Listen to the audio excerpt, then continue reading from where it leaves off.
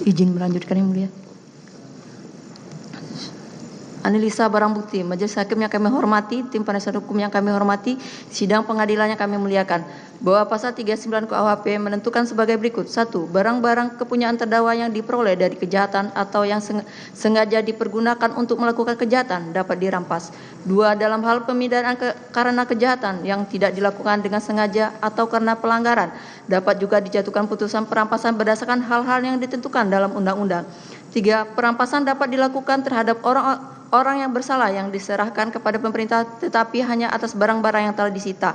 Pasal 46 KUHP mengatur sebagai berikut. 1. Benda yang dikenakan penyitaan dikembalikan kepada orang atau kepada mereka dari siapa benda itu disita, atau kepada orang atau kepada mereka yang paling berhak apabila a. Kepentingan penyidikan dan penuntutan tidak memerlukan lagi, b. Perkara tersebut tidak jadi dituntut karena tidak cukup bukti atau ternyata tidak merupakan tindak pidana, c. Perkara tersebut dikesampingkan untuk kepentingan umum atau perkara tersebut ditutup demi hukum, kecuali apabila benda itu diperoleh dari suatu tindak pidana atau yang dipergunakan untuk melakukan suatu tindak pidana. 2. Apabila perkara sudah diputus, maka benda yang dikenakan penyitaan dikembalikan kepada orang atau kepada mereka yang disebut dalam putusan tersebut, kecuali jika menurut putusan hakim benda itu dirampas untuk negara, untuk dimusnahkan atau untuk dirusak sampai tidak dapat dipergunakan lagi, atau jika benda tersebut masih diperlukan sebagai barang bukti dalam perkara lain. Selanjutnya pasal 194 ayat 1, ayat 2, ayat 3 KUHP menentukan. 1. Dalam hal putusan pemindahan atau bebas atau lepas dari segala tuntutan hukum, pengadilan menetapkan supaya barang bukti yang disita diserahkan kepada pihak yang paling berhak menerima kembali yang namanya tercantum dalam putusan tersebut, kecuali jika menurut ketentuan undang-undang barang bukti itu harus dirampas untuk kepentingan negara atau dimusnahkan atau dirusak sehingga tidak dapat dipergunakan lagi. 2. Kecuali apabila terdapat alasan yang sah, pengadilan menetapkan supaya barang bukti diserahkan segera sesudah sidang selesai. 3. Perintah menyerahkan barang bukti dilakukan tanpa disertai sesuatu syarat apapun kecuali dalam hal putusan pengadilan belum mempunyai kekuatan hukum tetap. Terhadap barang bukti dalam perkara aqua, penuntut umum berpendapat. 1. Bahwa mengenai barang bukti dalam perkara aqua yang telah dilakukan penyitaan secara sah menurut hukum dan termuat dalam daftar barang bukti pada berkas perkara atas nama terdakwa Thomas Rika Silembong yang masih diperlukan dan digunakan untuk kepentingan penuntutan perkara lain, khususnya perkara terdakwa Tony Wijaya dilakukan penuntutan secara terpisah, maka barang bukti tersebut dipergunakan dalam perkara terdakwa Tony Wijaya dilakukan penuntutan secara terpisah. 2. Bahwa mengenai barang bukti yang telah dilakukan penyitaan secara sah menurut hukum dalam tahap penuntutan berdasarkan penetapan Majelis Hakim nomor 34 tanggal 2 Mei 2025 berupa 1 unit komputer tablet merek iPhone jenis iPad Pro warna silver, 1 unit laptop merek Apple warna silver model nomor, bahwa barang bukti tersebut didapat di kamar terdakwa Thomas Rika Silembong di Rutan Selembah, Cabang Kejaksaan Negeri Jakarta Selatan ketika dilakukan sidak berdasarkan pasal 24 ayat 2 junto pasal 26 huruf I Peraturan Menteri Hukum dan Hak Asasi Manusia Republik Indonesia Nomor 8 Tahun 2024 tentang penyelenggaraan keamanan dan ketertiban pada satuan kerja permasyarakatan yang pada pokoknya mengatur larangan bagi tahanan atau narapidana untuk memiliki, membawa atau menggunakan alat komunikasi atau alat elektronik, maka sudah seharusnya barang bukti tersebut dapat dirampas untuk dimusnahkan. Dilanjutkan yang mulia. Kami lanjutkan yang mulia. Majelis Hakim yang mulia, tim penasihat hukum yang terhormat, sidang pengadilan yang kami muliakan. Sebelum kami sampai pada tuntutan pidana atas diri terdakwa, pernah kami menyampaikan hal-hal yang kami jadikan pertimbangan mengajukan tuntutan pidana, yaitu yang memberatkan perbuatan terdakwa tidak mendukung program pemerintah dalam rangka penyelenggaraan negara yang bersih dan bebas korupsi, kolusi, dan nepotisme.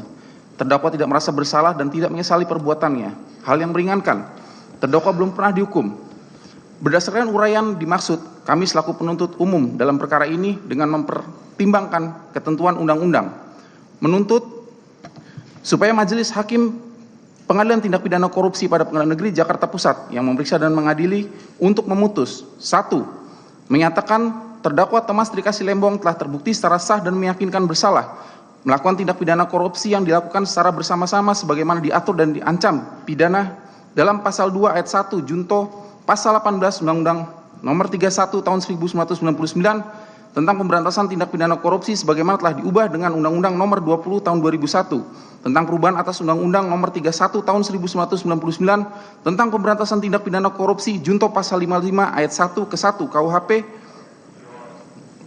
sebagaimana dalam dakwaan primer penuntut umum.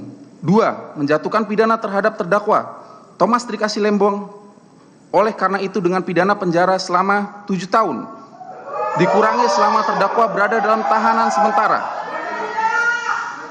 dengan perintah agar terdakwa tetap ditahan. 3. Menjatuhkan pidana terhadap terdakwa Thomas Trikasih Lembong sejumlah 750 juta rupiah dengan ketentuan apabila denda tidak dibayar maka diganti dengan pidana kurungan selama 6 bulan. 4. Menyatakan barang bukti. Izin yang mulia untuk barang bukti banyak, kami akan persingkat ya.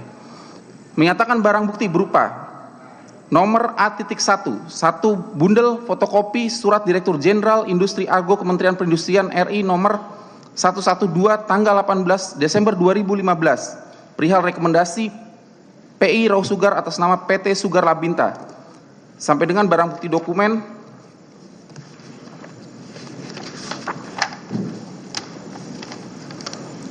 nomor KIKIKI 1 lembar fotokopi surat nota dinas nomor 25.ND-1-2016 perihal laporan persetujuan impor gula kristal mentah, gula kristal raw sugar perusahaan PT Perseroan Perusahaan Perdagangan Indonesia tanggal 21 Januari 2016 seluruhnya dipergunakan dalam perkara terdakwa Tony Wijaya NG. Barang bukti elektronik nomor A.1 1 unit hard disk merek Western Digital 6 TB sampai dengan barang bukti elektronik nomor W.2 1 unit flash disk dengan nama Quenet yang berisi 37 file seluruhnya dipergunakan dalam perkara terdakwa Tony Wijaya NG.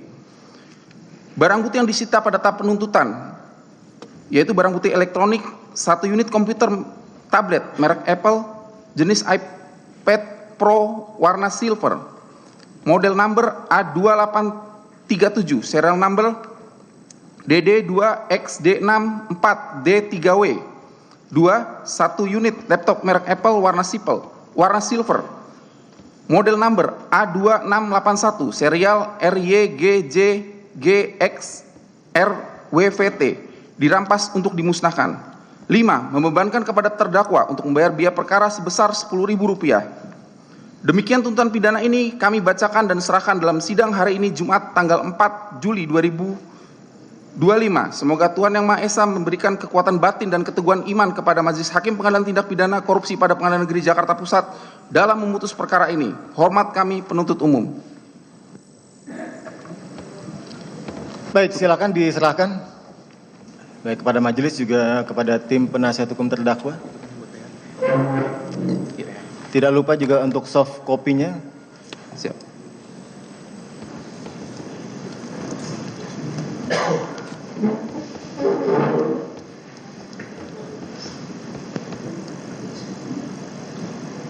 Ini asli.